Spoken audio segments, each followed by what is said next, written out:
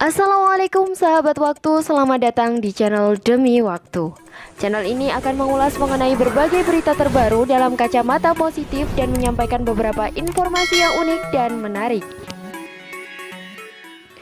Halo sahabat waktu, wajah baru kepemimpinan DKI Jakarta membawa pengaruh pelik yang berkaitan dengan kebijakan. Gantinya kursi kepemimpinan tentu memiliki arah pembangunan yang berbeda. Yuk simak perbedaan kebijakan wajah baru DKI Jakarta dengan rangkaian baik buruknya. Ajang Festival Kolaborasi Jakarta atau FKJ 2021 yang mengusung tema Rise of Resilient and Livable City jadi cara pemerintah Provinsi DKI Jakarta terus berupaya memajukan ibu kota dan warganya. Salah satu pendekatan yang dipilih Pemprov DKI Jakarta adalah dengan menggagas Community Action Plan atau CAP. Dalam program ini, Pemprov DKI mendorong agar masyarakat setempat mengambil peran penting dalam menggali potensi wilayah masing-masing, khususnya di kawasan kumuh.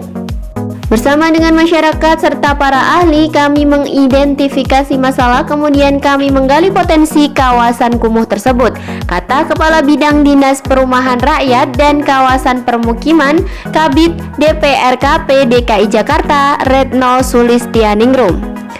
Lebih lanjut, Retno mengatakan bahwa kelompok masyarakat yang terlibat akan punya peran aktif. Masyarakat dipastikan memiliki bagian dalam menata kawasan.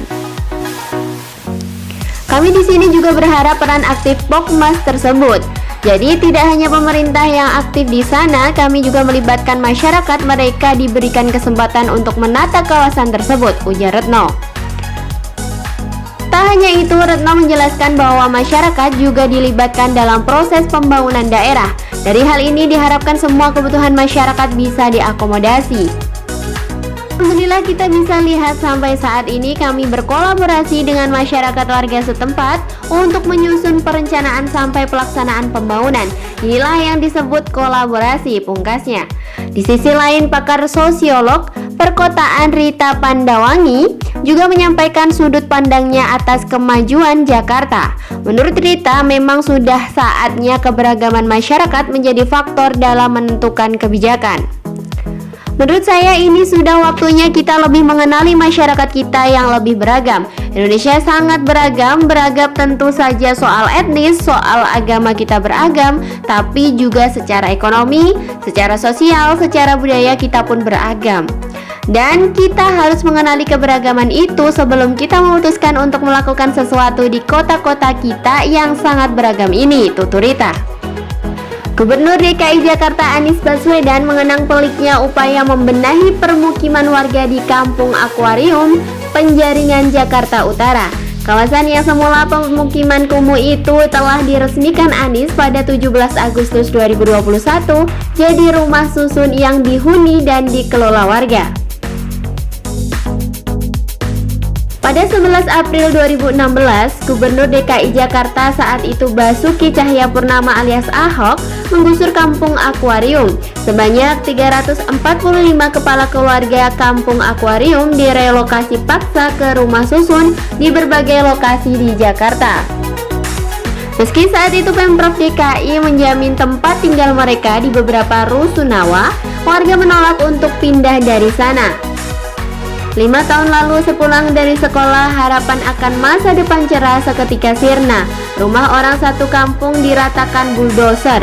Sebuah ironi, warga jadi pengungsi di kampungnya sendiri.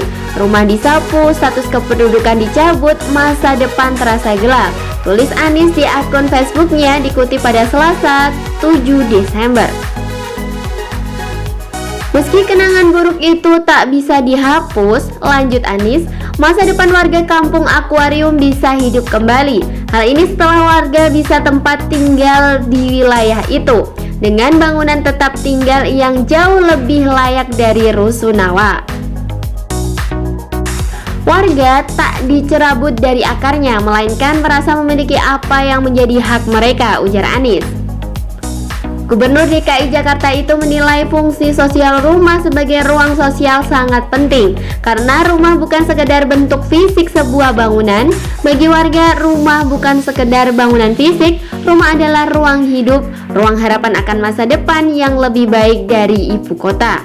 Selanjutnya, yang melegakan, Anies, pengelolaan rusunawa di Kampung Akuarium itu dilaksanakan oleh warga sendiri melalui sebuah koperasi. Dia menilai meski keadaan ekonomi warga masih sangat sederhana, namun mereka mampu berkolaborasi mengelola kampung susunnya secara kolektif. Konsep pengelolaan permukiman seperti itu disebut Anies sebagai Community Action Plan atau CAP.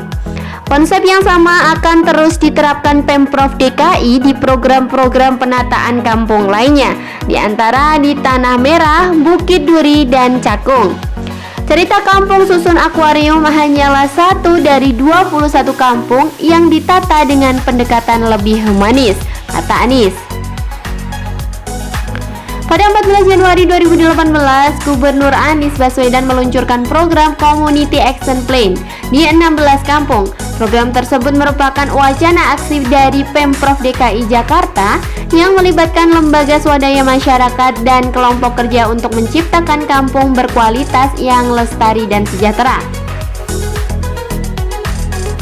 Peresmian CAP 16 kampung tersebut merupakan salah satu janji kampanye Anies Baswedan dan Sandiaga Uno saat Pilgub DKI Jakarta 2017. CAP merupakan program yang berada di bawah Dinas Permukiman Rakyat dan Kawasan Permukiman atau PRKP.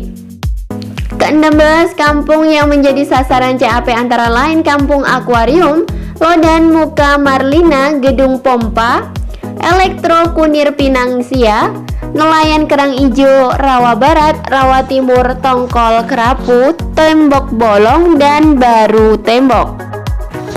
Program CAP yang bottom up sangat berbeda dengan kebijakan top down yang diterapkan Gubernur Joko Widodo atau Jokowi dan penerusnya Basuki Cahayapurnama atau Ahok.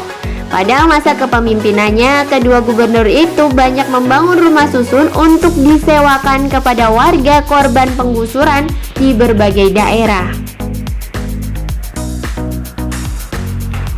Namun penataan kampung kota dengan pendekatan partisipatif atau Community Action Plan Anies dinilai LBH masih jauh dari yang diharapkan. Padahal CAP diklaim mereka merupakan rencana aksi penataan kampung kota dengan pendekatan partisipatif warga. Anies Baswedan baru merealisasikan satu kampung susun di Kampung Akuarium dan yang sedang direncanakan akan dibangun adalah Kampung Susun Cakung untuk warga Bukit Duri yang digusur pada tahun 2016. Jelasnya. Gimana nih menurut sahabat waktu terkait kebijakan ini? Yuk tulis di kolom komentar mengenai saran dan rekomendasi kebijakan baik untuk DKI Jakarta ya.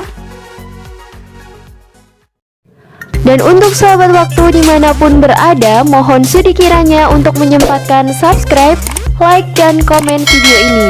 Semoga berkah. Sampai jumpa. Wassalamualaikum warahmatullahi wabarakatuh.